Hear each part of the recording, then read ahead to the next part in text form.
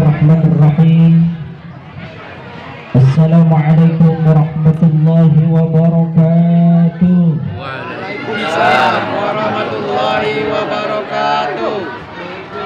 Innal hamdalillah, sesungguhnya segala puja dan puji itu hanyalah miliknya Allah Subhanahu wa taala.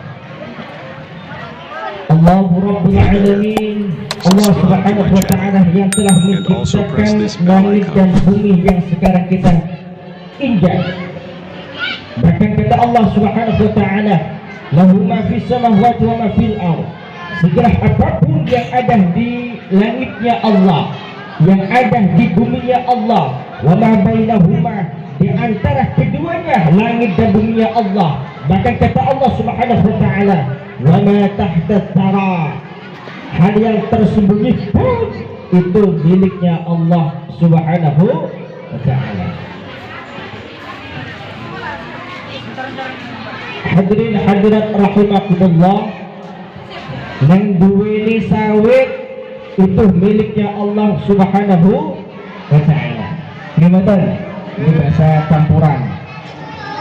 Yang punya kebun karet miliknya Allah. Yang punya suami miliknya Allah. Yang punya istri miliknya Allah.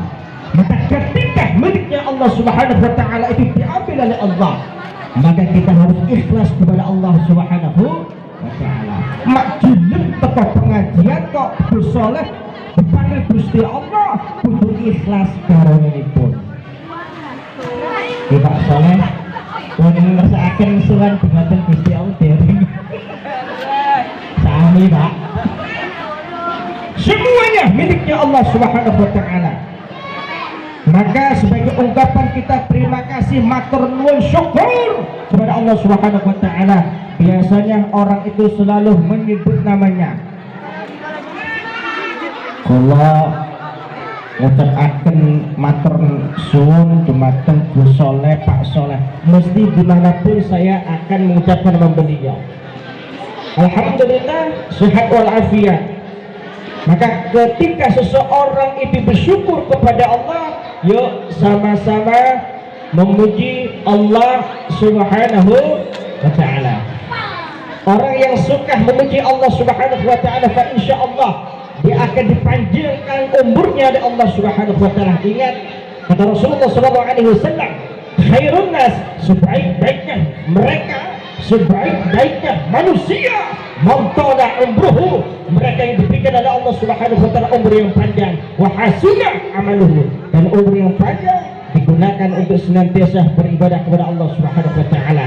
Akan tetapi kata Rasulullah sallallahu alaihi wasallam, wa syarrun nas, sejahat-jahatnya manusia, seburuk-buruknya manusia, mantala umruhu, mereka yang diberikan oleh Allah Subhanahu wa taala umur yang panjang, wa sa'a amaluhu, tetapi umur yang panjang bukan untuk beribadah, tapi banyak-banyak bermaksiat kepada Allah. Kepengin umur awak dhewe panjang berkah. Berkah kuwi ziyadatul khair, tambahnya kebaikan. Maka monggo sarang-sarang yang paling belakang, Bu, orang sang lamun semangat hidup tak lama, betul? Ingat, majelis ilmu sesuatu hal yang sangat-sangat dianjurkan oleh Rasulullah sallallahu alaihi wasallam.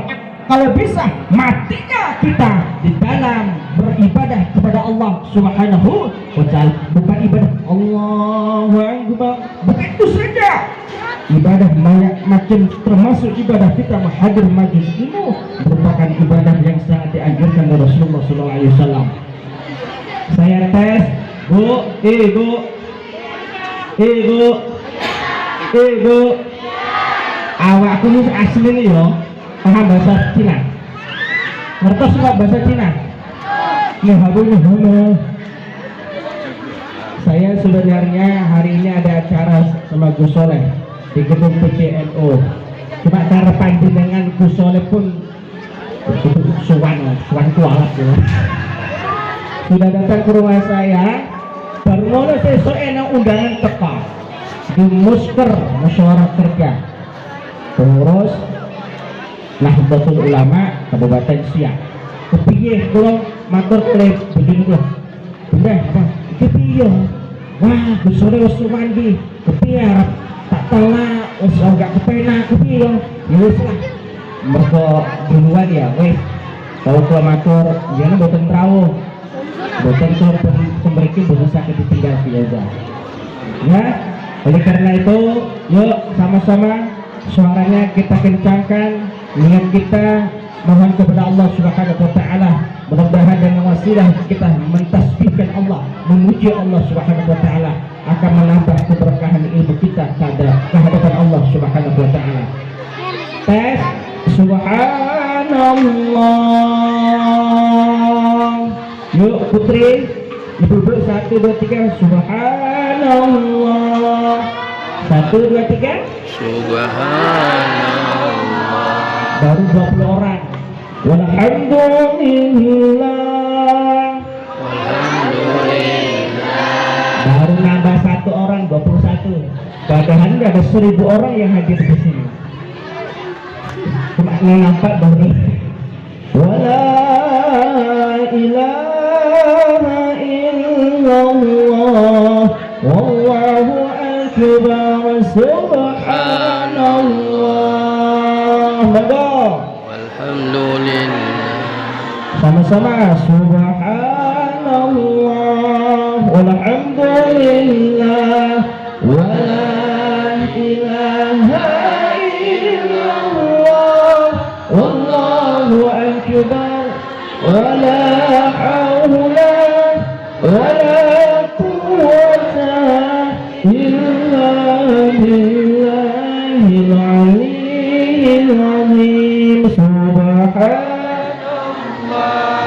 walhamdulillah wala ilaha illallah wallahu akbar wala hawla wala quwwata illa billahil aliyyil azim. Subhanallah walhamdulillah La ilaha illallah wallahu akbar wala hawla wala quwwata illa billahil aliyyil azim.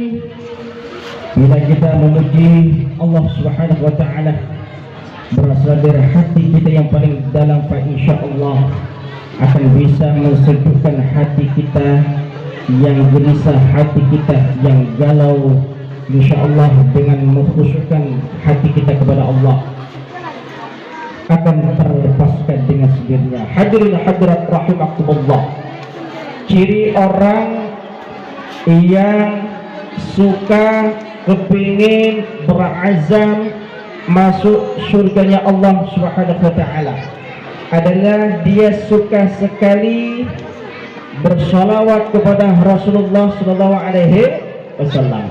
Kenapa? Ketika Nabiullah Muhammad sallallahu alaihi wasallam sebelum diciptakan oleh Allah Subhanahu wa taala, itu Allah Subhanahu wa taala sudah menuliskan di tiang-tiang arsy, di pintu-pintu surga, nama-nama Nabi kita Muhammad sallallahu alaihi wasallam. Padahal Nabi Muhammad belum diciptakan, tetapi Nabi Muhammad sallallahu alaihi wasallam namanya sudah ada di surga di Allah Subhanahu wa taala. Maka ketika Nabi Adam alaihi salam diputuskan oleh Allah Subhanahu wa taala turun dari surganya Allah dikarenakan melarang larangan Allah Subhanahu wa taala, melanggar larangan Allah Subhanahu wa taala, yaitu wala taqrabu hadhihi syajarah, yang kau dekati pohon itu. Maka Nabi Adam alaihissalam bersama dengan istrinya Siti Hawa melanggar larangan Allah memakan buah khuldih. Lalu Allah putuskan turun di permukaan bumi Allah. Ratusan tahun Nabi Adam alaihissalam menangis bertobat kepada Allah Subhanahu wa taala, tetapi tobat Adam alaihissalam gak pernah diterima oleh Allah Subhanahu wa taala. Kesana kesini sampai mulutnya, sampai matanya, itu saking banyaknya Nabi Adam alaihissalam itu menangis, sampai kalau istilah kita wakeh wong nangis langsung motone si sipit kembung, kebanyakan nangis. Tak pernah diterima oleh Allah Subhanahu wa taala, belum diterima oleh Allah Subhanahu wa taala taubat Nabi Adam alaihissalam. Lalu apa yang terjadi? Doanya Nabi Adam alaihissalam diterima oleh Allah Subhanahu wa taala. Nabi Adam alaihissalam mohon kepada Allah Subhanahu wa taala, "Ya Allah, terimalah taubatku ya Allah." Kata Nabi Adam alaihissalam kepada Allah Subhanahu wa taala, "Terima taubatku ya Allah, dengan kemuliaan nama yang kau ciptakan ya Allah, yaitu nama Muhammad SAW ya Allah, terima taubatku ya Allah." Dan Allah Subhanahu wa taala berbicara kepada Nabi Adam alaihissalam, "Wahai Adam, bagaimana engkau tahu Muhammad itu, sedangkan Muhammad itu belum aku ciptakan?" Kata Allah kepada Nabi Adam alaihissalam. Lalu dijawab oleh Nabi Adam alaihissalam, "Ya Allah, aku melihat ketika dulu aku masih menjadi penghuni surga, di situ aku melihat la ilaha illallah Muhammad Rasulullah. Aku yakin bukan orang sembarangan yang bisa mendampingi namamu yang mulia ya Allah, kecuali dia adalah orang yang luar biasa. Maka dengan kemuliaan Nabi Muhammad itu ya Allah, terima taubatku ya Allah." Akhirnya taubatnya Nabi Adam alaihissalam itu diterima oleh Allah Subhanahu wa taala. Kita umatnya Nabi Muhammad, kosok umatnya Nabi Muhammad bersolawat pada Nabi Muhammad SAW, tak menerima syafaat. Maka wajib bagi diri kita semuanya memuji kepada Nabi kita Muhammad SAW, bersolawat kepada Nabi Muhammad SAW. Mari monggo sarang-sarang kita ulangi sholawat yang tadi barusan dilantunkan oleh anak kita. Sholatullah salamullah, monggo ala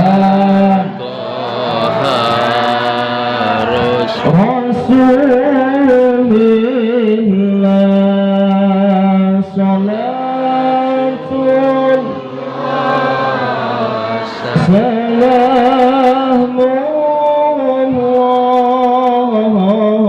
ala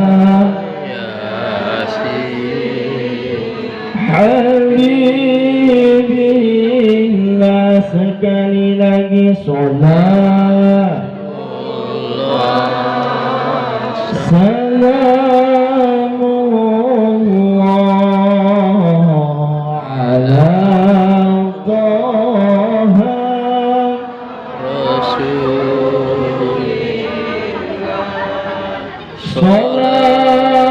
Salatullah salamullah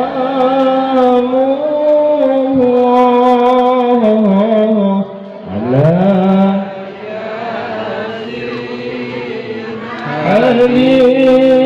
habibillah. Bisa memuliakan Mukarram, para imam, para satif, pengurus Yayasan Al-Manar, simbah, datuk-datuk, tuan-tuan, hadirin hadirat yang berbahagia. Alhamdulillah Rabbil Alamin, pada hari ini kita semuanya bisa bermuajahah. Ini merupakan rahmatnya, kenikmatan yang Allah berikan kepada diri kita semuanya. Fa insyaallah hadirin hadirat, kita diistilahkan sebagaimana naik kereta api. Kereta api itu kan panjang, kita posisi naiknya nggak perlu di depan, di tengah bisa, di belakang bisa, ujung-ujungnya sampainya sama, betul? Walaupun kita naik gerbong di belakang, sampainya pun di dalam surganya Allah Subhanahu wa taala sama. Maka kesemuanya baik yang di depan, di tengah, di belakang. Fa insyaallah saya doakan semuanya masuk syurganya Allah Subhanahu wa taala. Amin. Mau atau tidak masuk syurganya Allah? Mau sekarang atau besok? Hah? Besok. Kalau mau sekarang mati bisik. Kita insya Allah akan masuk surganya Allah Subhanahu wa taala. Tingkatkan ibadah kita kepada Allah, amalkan sunnahnya Rasulullah sallallahu alaihi wasallam. Hadirin hadirat rahimakumullah. Luar biasa penampilan anak-anak kita. Inilah yang disampaikan oleh Allah Subhanahu wa taala. Wal yakhshal ladzina law taraku min khalfihim dzurriyyatan dha'ifatan khafu 'alaihim falyattaqullaha wa yaqulu qawlan sadida. Allah Subhanahu wa taala sudah memperingatkan kepada orang tuanya semuanya. Wahai orang tua, khawatir kepada kamu sekalian yang nantinya ketika kamu pulang kepada Allah Subhanahu wa taala, kita meninggalkan anak keturunan yang lemah. Ketika ditanya apa yang lemah? Lemah dari segi agama. Bagus, luar biasa. MDTW, MDTA, TPQ, belum tahfidzul Quran, MI-nya luar biasa, penuh dengan nuansa religius yang akan menjadi dasar kehidupan anak kita yang akan datang. Uwais Al-Qarni, seorang pemuda yang luar biasa, yang soleh, yang luar biasa, tak punya apa-apa. Bahkan Umar bin Khattab dengan Sayyid Ali bin Abi Thalib disuruh mencari Uwais Al-Qarni, padahal Uwais Al-Qarni tak pernah ketemu dengan Rasulullah SAW. Belum pernah ketemu Rasulullah SAW. Umar Ali bin Abi Thalib sering ketemu dengan Rasulullah SAW.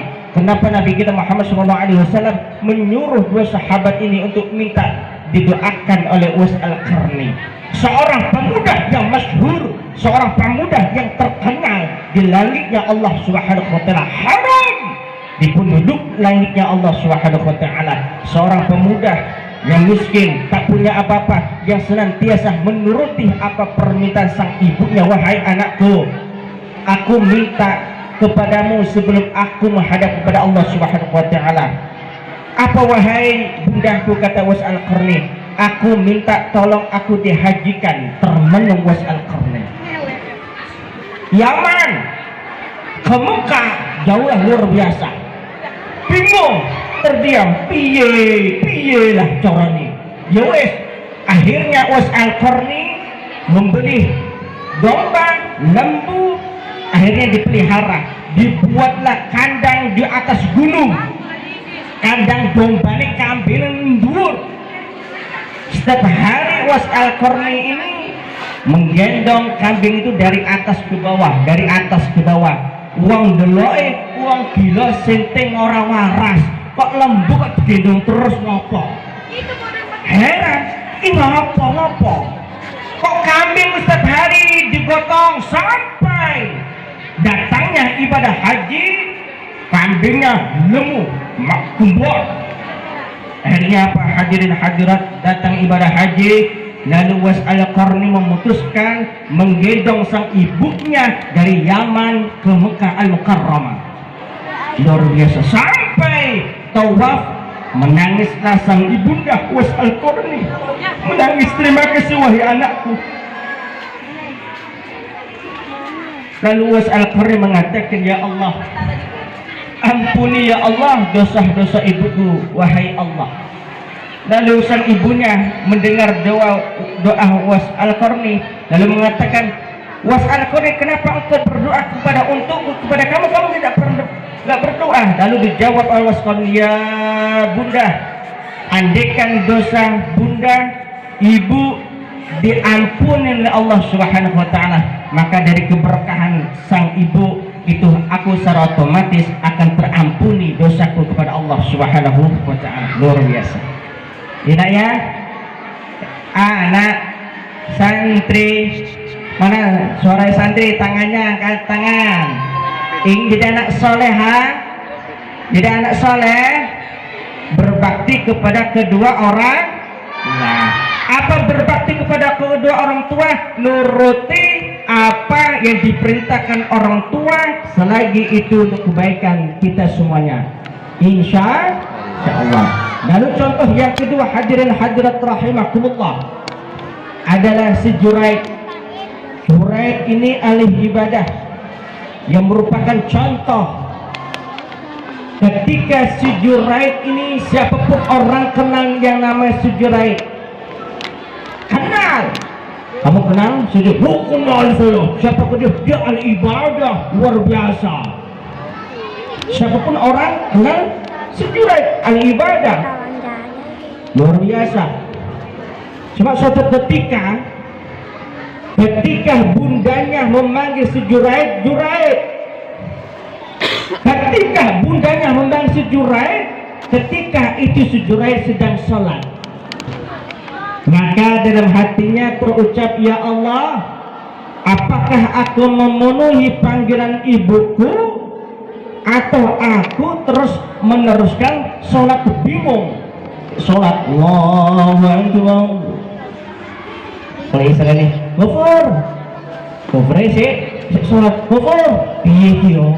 Tak terus ke sholatnya, apa tak penuhi panggilan wong tuaku yo? Singkat cerita, akhirnya si Juraid itu meneruskan sholatnya, mengabaikan panggilan bundanya. Singkat cerita lagi, bundanya us manggil pentelu, bongkol, marah. Nah, saya doakan si Juraid sebelum meninggal dunia, dia akan menghadapi seorang perempuan pezina. Singkat cerita, si Juraid ini karena orangnya ahli ibadah istiqamah luar biasa, ada yang diuji oleh Allah Subhanahu wa taala, dikabulkan doanya sang bundanya, dikabulkan oleh Allah Subhanahu wa taala. Maka tiba-tiba ada seorang perempuan pezina datang menggoda si Juraid, bahkan saking digodanya tak pernah mempan. Mohon maaf lahir batin, si Juraid ada di dalam masjid sampai dilepas semuanya, pakai tak sehelai pun benang yang melekat dalam tubuhnya, tetapi si Juraid tak pernah tergoda. Saking hebatnya. Kalau kita tak kewadah walah itu. Luar biasa Juraid, tak bergoda Pak. Luar biasa. Karena putus asa, malu. Cantiknya luar biasa, beautiful banget. Makhluk. Saking malunya si pelacur ini, nanti ketika orang lain mengetahui dia tak berhasil menggoda si Juraid, apa yang terjadi? Dia pergi ke jalan sana, ketemu dengan sepengembala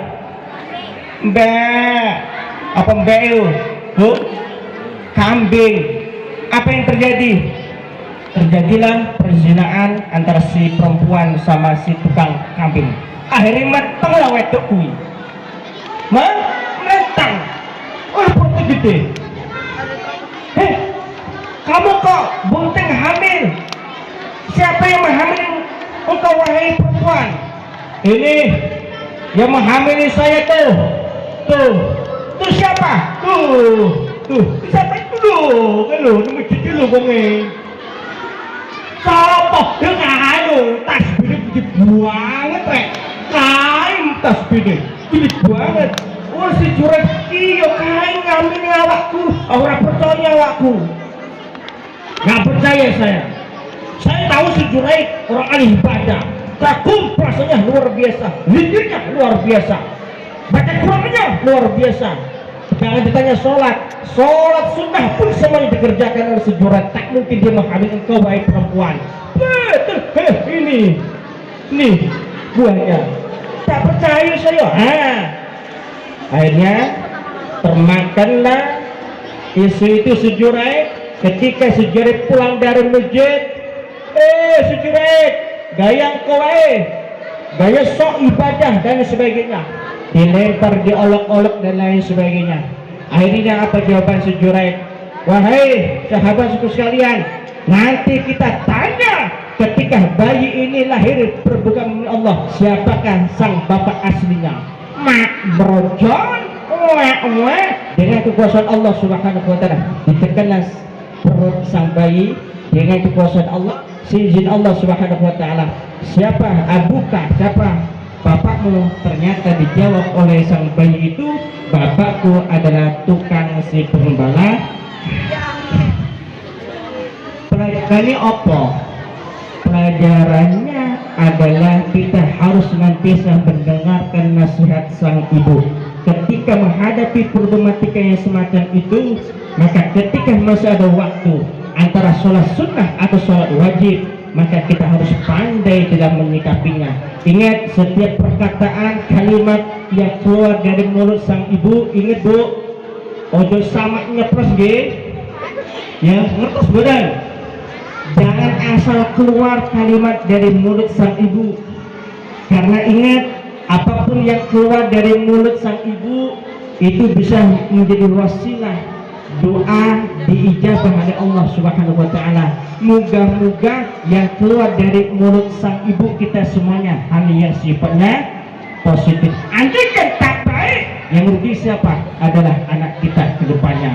Oleh karena itu ketika sang ibu emosi, langsung istighfar, astagfirullahaladzim, astagfirullahaladzim. Kata Allah Subhanahu wa taala di dalam surah Nuh, istaghfiru rabbakum innahu kana ghaffara.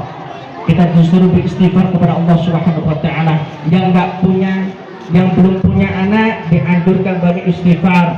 Insyaallah Allah cepatkan banyak atau punya anak yang sakit. Assalamu alayka ya Rasulullah. Assalamu alayka ya Rasulullah. Terima kasih telah menonton dan mendengarkan perkataan yang baik. Sesungguhnya pendengaran, penglihatan, dan hati akan ditanya oleh Allah Subhanahu wa taala.